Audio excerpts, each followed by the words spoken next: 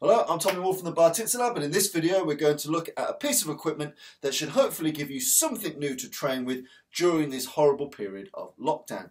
And that piece of equipment is the iron palm bag, or as some might know it, the slam bag, and there's many other names and many other iterations. Things like this have been used for centuries. So, my particular interest is in how they benefit my World War II combatives, but any fighting system could benefit from this useful training tool. Now, the one I've got here is essentially a leather casing and about £4 worth of lead shot. So again, kind of small ball bearing-esque lead, and it's in this sack. You can, of course, if you wish to be a bit cheaper, you can just tie up a sock, and you can fill that with any number of fillings. So if you're just starting out, it could be rice or lentils. You're moving your way up, it could be things like coffee beans. Then you can move your way into sand or gravel, or like I've got lead shot. But either way, kind of a created iteration here or a homespun iteration here, both of which are incredibly useful. Now, why are they useful? Well, when you look at World War II combatives, there is a plethora of techniques that follow the philosophy of hit to grip or hit to rip. So, for example, we might take a humble chin jab from here. At this juncture, I might decide to grip and index a chunk of this face into the eyes, round the mush, round the jaw. And in that instance, I may wish to grip hard on this to offset myself to fire something else. So I may hit to grip so I can manipulate that person, causing pain and injury, so I can fire something more bombastic, something with a bit more bite. But to maintain that level of indexing, in this instance a facial indexing, I'm gripping hard. I need good solid grip strength to do that. By the same token, we take the same technique, a chin jab, from here. We may decide to grip onto the face and then rip. So you may rip downwards if you were doing a palm hook. You might palm hook in, grip, and again you may grip to reposition and hit. Or you may wish to grip so that you can then rip out. You can pull and rake against the eyes, against the facial tissue. So any number of World War II techniques, from the chin jab, grip or rip, from the tiger claw, grip or rip, from the chin smash, again I could grip here or rip, from underneath, if we're in this tackle, I've hit here, again I can grip that lump of face to position and do something else, or I can rip that lump of face. So underneath, over the top, thrusting in, or driving underneath, the ability to grip a target to cause pain, injury, damage and off-balancing, so that you can fire something else, or throw, or lock, or access a weapon, or indeed you may wish to just have the strength to pull and rip out and cause some carnage as you go. In either instance, you need to work on the strength of your digits. Now there's some good news for you, in that most of the Western world spends most of their life relatively sedentary compared to our ancestors, but what's very strong for us still is our use of digits. We're always texting, we're always typing, we cook, we eat, we do stuff all day using these, so compared to the rest of our bodies, these are actually well-flexed tools. These are things we use all the time, and they're very familiar to us. There is no tool more intuitive to us than our own hands, and there's no tool we use more often than our own hands. So again, they are very well developed. More so, you don't spend an awful lot of your day punching stuff. Even if you train boxing, you're not spending the same amount of time as you would just moving your fingers, moving your hands. So if we take into consideration that much of World War II combatives is about hit and grip, or hit and rip, and that could be the face or it could be the clothes, grabbing belts, webbing, the back of the opponent. Taking a solid grip on an opponent is a hugely important fighting tool. So to develop that, using things like these are very, very useful.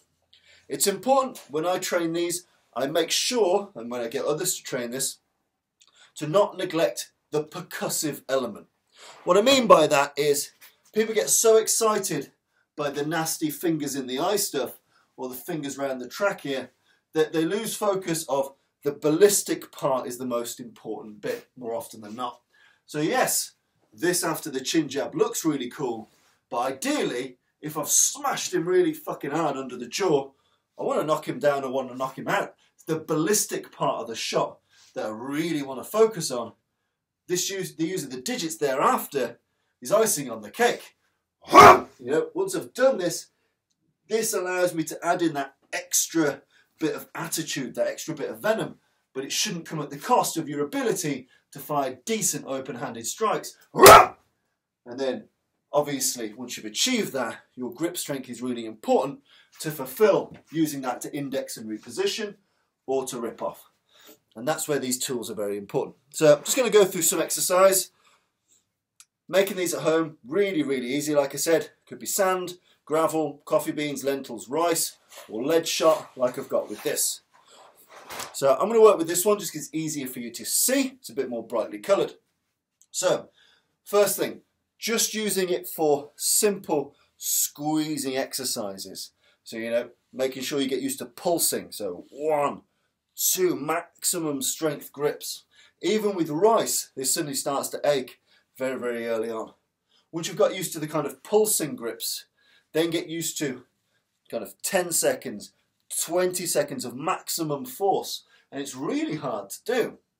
Once you've got that, you can move on to two-handed. You know, imagine you were holding a fucking coconut between your hands. If you wanted to crush it, again, just start to build up those digits. So pulsing crushes, two-handed crushes, and longer term kind of hold and maintain. And make sure you get that indentation, maximum strength into that grip. So that's an important, just basic way to use them. Then you can use them a bit more combatively, like you would with a single-handed focus mitt. So I'm going to go through some of the techniques you can use, and I'll show you their equivalent in the WW2 Combatives motions, the motifs. So again, you get a feel for how do I drill it and how do I use it. So first one we're going to go with really, really nice and simple, and we're going to go overhand. So we're going to throw up this slam bag, this iron palm bag, whatever you want to call it. Throw it up. We're going to use our hand like we're throwing a ball. And in this instance, we're going to practice a technique called a face smash. So we're going over, smashing down the face, making the opponent say yes very quickly. It's very easy to shake the brain, knocking it forward and down. You've got good neck and back muscles that stop it doing this unless you don't see the punch coming. So in this instance, we're firing over the top in an elliptical arc, smashing down the face. And again, this is the percussive bit of the shot. The fingers that then may decide to grip or rake, that requires the strength. So you might just go down and then maintain a grip. Or you may decide to rip down the eyes. Either way, you need the ability to percussively hit, you know, just throw this down using your hip, your shoulder, your knees. Apply the grip or apply the rip. With this bag, it's quite simple. You throw it up, you snatch it down.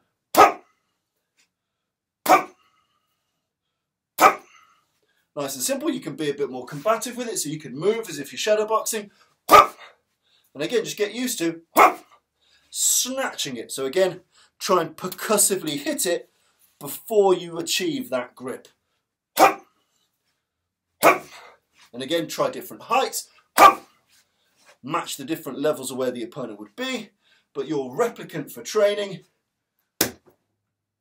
face smash,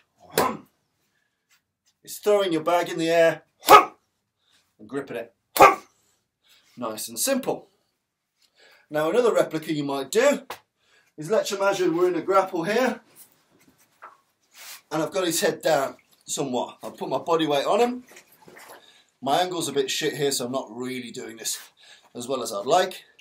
And again, in this instance, to punch him upwards might be an awkward angle. We might be over canting our wrist, or we might be in danger of hitting something hard and bony. So we'll smash the hand in here. And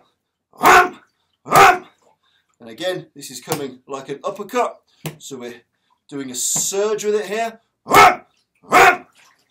In which case we might want to grip and turn, ballistically chin rip, or just rake up the face, grip and rip. So again, it's coming upwards.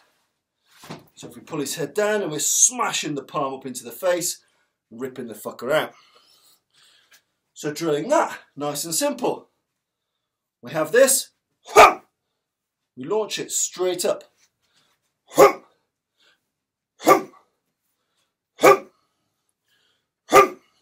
Again, you might want to try a couple which are dangled. Couple which where you drop. So you're building that hand-eye coordination. And again, launching it as if it were an uppercut. This obviously has the same connotations for a groin smash. Again, you're really trying to hit hard with the bit of the palm and then grip. So again, you're getting used to hitting and gripping with venom. So again, make sure you keep a decent hold of this after you achieve that ballistic strike. So for the groin, or indeed the head, the face when the heads fall down. And with all these things, you can start to shadow box with it, you can move, you can parry, cover, smash it straight in. So again, simple uses for these tools. You then might want to move on to more circular blows. So again, if you end up very close to the opponent, you may be providing some type of ballistic gripping slap. So again, we're hitting with the hard bit of the palm, but we're maintaining gripping, sticking contact here. And again, that may be to hold an index, move off, or it may well be just to maintain that gouge, that tear, that lump of an ear that you then rip. So coming around with the same integrity as a hook. Bang! And it could be fingers in, it's a bit more contracted, or fingers out, which is a bit more expanded, but you're still using your hip, your feet. From here, or either way, once I've hit, I may wish to grip the face, index move off and hit, or index pull a weapon and shoot, or stab, or pull out a mobile phone, smash in the collarbone, whatever you want to do. Holding this grip here disrupts his OODA loop. If he can't observe, because your fingers are all up in his grill, and he can't orientate, because you're mauling his head, you've disrupted his ability to make decisions. Whereas I've already got orientation and observation. I've probably already decided once I've got this, I'm just going to twat him with my right hand. So all I need to do is act. From here. Nice and simple. So using this kind of sticky hitting contact, indexing, aggressively indexing and gripping disrupts the OODA loop, or you may wish to just ballistically rip it and fire something else in there. Either way, it's cool. So if you're looking at circular shots for this, again, ballistically come in, make sure you hit and grip.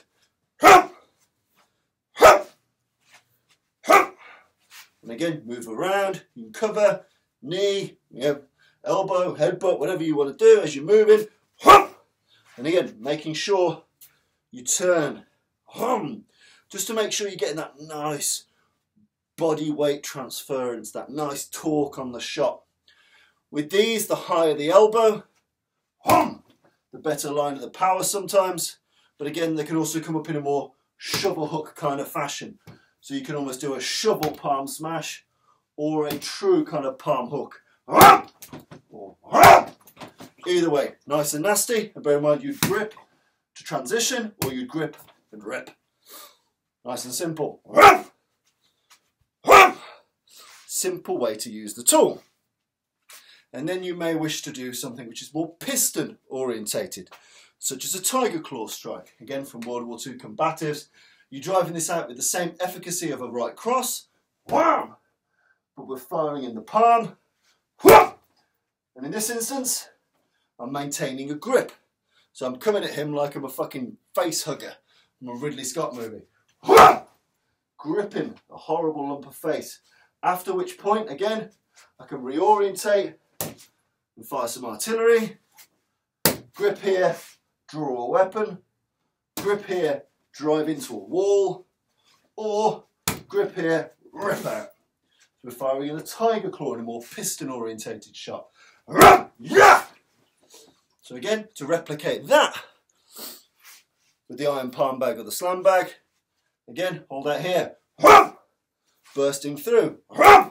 Make sure you get the body weight through it as well. Don't just grab at it. Launch through it. So step with it. I always like a step with it. And again, make sure I'm holding it a bit lower for the camera, but making sure you're not always fighting hobbits all the time. Get the opponent your height or a bit bigger. And be aggressive with how you move through.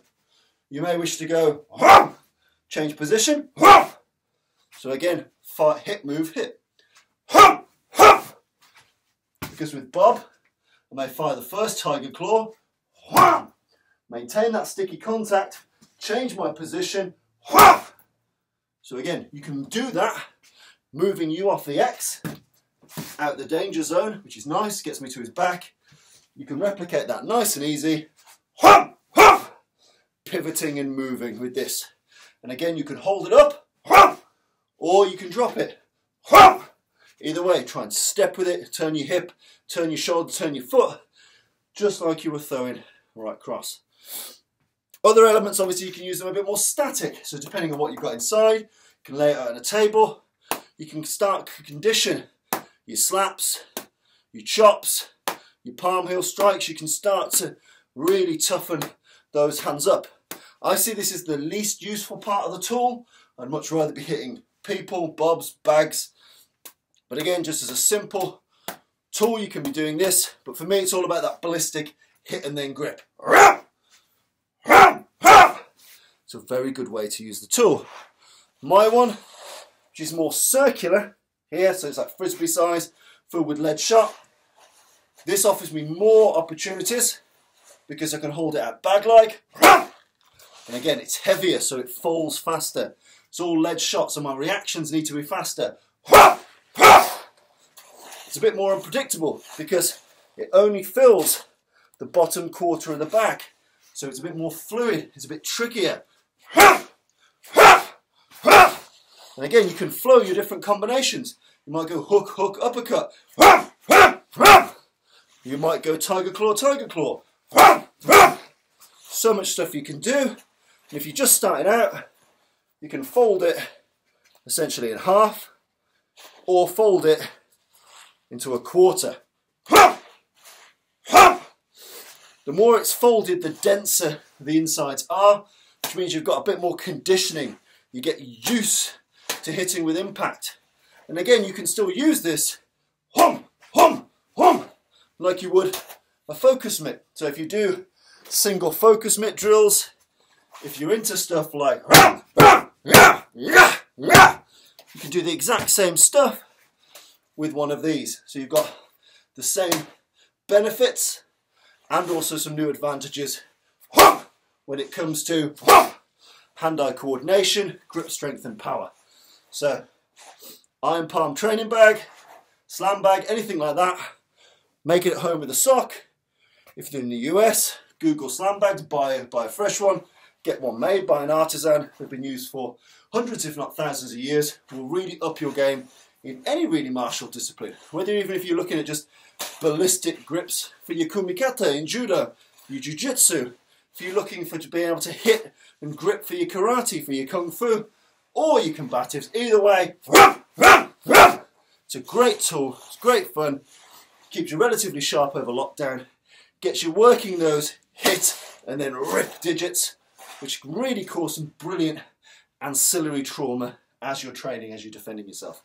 So whether you go for sock full of stuff or leather frisbee of pain, either way, there are some great gains to be had by using this very old school tool.